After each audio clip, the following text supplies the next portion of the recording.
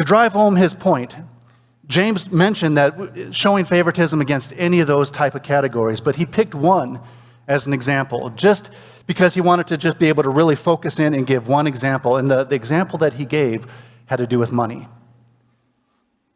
In verses 2 through 4, he says, "For if a man wearing a gold ring and fine clothing comes into your assembly, and a poor man in shabby clothing also comes in, and if you pay attention to the one who wears the fine clothing and say, 'Hey, you sit here in a good place,' while you say to the poor man, 'Sit over there,' or 'Sit down at my feet,' have you not then made distinctions among yourselves and become judges with evil thoughts?"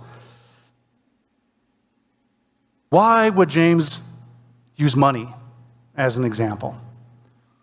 My thought is because money affects us in so many ways. It influences every aspect of everyone's life, right?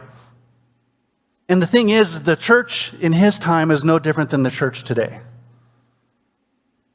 Speaking as a minister, if someone comes in and they're well-to-do, there's a lot of pastors that will rush to go meet them and greet them. And oh man, because instantly as ministers, we're going in our mind thinking, this person, they could help support this outreach program I have. They can grease the doors and open the doors, politically speaking, for me to be able to move through advancing the kingdom, right? We sit there and we look at them and we view it, and as pastors, we can put a really good spin on it. Well, I was praying that God would provide for the vision he gave me, and he provided this person, so therefore they are a gift from God. But we'll treat them differently than other people. And that's where it's wrong. In fact, so much that we see it happen all the time with pastors today and preachers and ministers, but it's not something new to the 20th century. You can look back and you can see it even in the early church. In fact, talking about Peter, how many of you would think Peter, he's like a rock star of the faith, right? I mean, he was right there with Jesus. He walked with him. He knew what was going on. But at the same time, there's a story that we can read in the book of Acts and in Galatians where Peter, he went to Antioch, which was a predominant Greek community in the city of Turkey, in the country of Turkey at the time. And he goes there and he's preaching and he's ministering to them and he's hanging out with them, probably eating some gyros or something. And he's no distinction between them. But then he gets word that, some of the Jewish brethren from the church in Jerusalem are coming to see how things are going. So he quickly distanced himself from the Greeks. He's like, I can't be seen with him. What would the good Jewish people from the church back home think? And the Apostle Paul, he called him on it.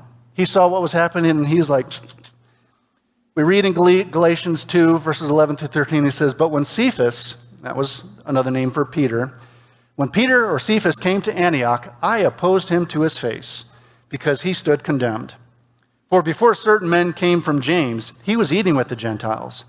But when they came, he drew back and separated himself, fearing the circumcision party.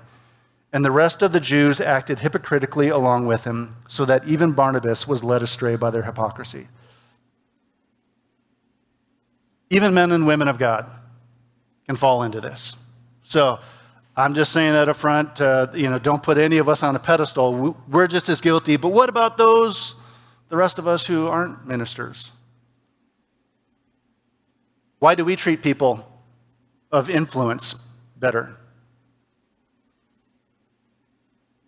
In my opinion, I thought about this a little bit. I think it's because we're hoping some of that influence or that prosperity will rub off on us. If I hang out with them, if I network with them, maybe I can get an inside track and they're well-to-do. I'd like a new car too. And we want to associate with them and run in the same circles with them in hopes that maybe some of that will rub off on us. In the same way, it's also part of the reason why we avoid those that are less off than us, because we don't want it to rub off on us. We're afraid that if we hang out with people that are less prosperous than us, that people might look at us with disdain. People might look at us as being less than. Or, maybe it's just me, But sometimes I drive by and I see them on that street corner and I think, just get a job. They must be lazy, right? If they're not working hard, if you work hard, you'll be successful. You'll have all the nice things you want. So obviously, they're just lazy. They're not working hard enough. Ultimately, we might throw a few dollars at them and say, just to appease our conscience, there, I helped them. I got them another meal for the day. Heinrich Meyer, a German Protestant in the 1800s, he wrote, "There is nothing that men dread more than poverty. They will break every commandment in the Decalogue." I had to look that word up. I didn't know what it was. It's the 10 Commandments, by the way. But they will break every commandment in the Decalogue rather than be poor. And that's true. If you think about it, people will kill for money. People will lie and cheat for money. When I first read that, I'm like, I wouldn't break all the commandments. Well, we see it happen all the time in the world around us. People will break every one of those 10 commandments if it means avoiding poverty.